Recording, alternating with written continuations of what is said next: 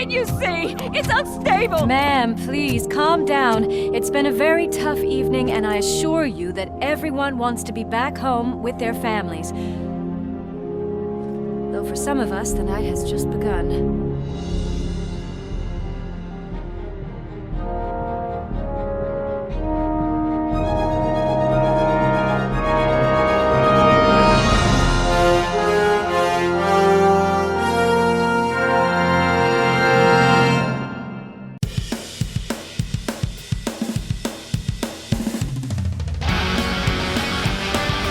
Robocop, half man, half robot, all awesome.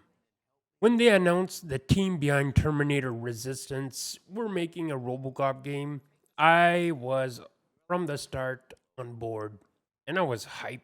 Terminator was a great game, the gameplay was fun, and the story felt like it fitted with the first two Terminator movies. So, does this live up to the previous game? Hell yeah, it does. So let's check it out more in detail. Rogue City takes place between Robocop 2 and 3, and yes, they even acknowledge the third movie a little bit. Robocop just finished battling Robocop 2 and has to go help out with a hostage situation. And during the hostage situation, Robocop starts having these memories of his former life. He starts hallucinating about his wife and kid before getting brutally shot during, and these segments are awesome. Kind of reminds me of Bioshock or maybe more Batman Arkham games. You know, when Batman starts imagining things about his parents? And then Robocop meets up with a bad guy who kind of reminds me of Chris Redfield from Resident Evil Village. He says that he's a brother of a member of the Clarence Boddicker gang. More precisely, the dude who gets melted by toxic waste and gets hit by a car, literally vaporized on the spot. The story is surprisingly well done and interestingly enough to keep me interested and invested in the story and the characters. Not saying it's a caliber of storytelling of the original movie or even the second one, but it's surprisingly good. The amount of passion and love shows.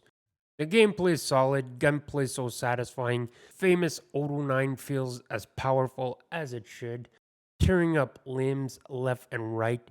Investigation is also a great part of the gameplay. You have to scan clues to progress the case. This changes the pace of the game, and as a huge fan of investigation games, this is a welcome addition. I freaking love it. This is the most fun I had with scanning everything since Metroid Prime. The level up system is simple but effective. You can upgrade your armor to the point where enemies' bullets ricochet on your armor and they kill the person who fires the weapon. I freaking love that. You can upgrade so you can heal from electric outlets. At the end, you definitely feel like a badass robot. My main complaint, and this is for every game where you have to upgrade, this needs the possibility to reset skill points to test other abilities without having to start a new game. Some glitches are also present.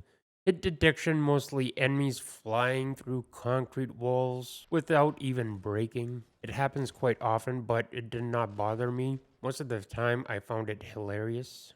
This game looks great in some areas, lack the polish of others. They don't have the budget of a Spider-Man 2. However, the worst part is that the graphical glitches are mostly present during cutscenes for some reason.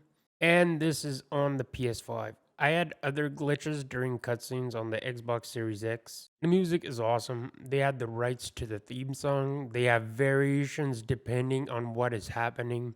I really love that theme song so much. Voice acting is a hit or miss. Peter Weller, who plays Robocop, does an excellent job, and other characters not so much, but nothing terrible. It reminds me of the 360 PS3 era, and I love the game. At the end of the day, I love my time with Robocop Rogue City. It's a very fun game that respects the lore of the movies. I had a blast despite its flaws. I definitely recommend it. I give it 5 nut shots out of 5.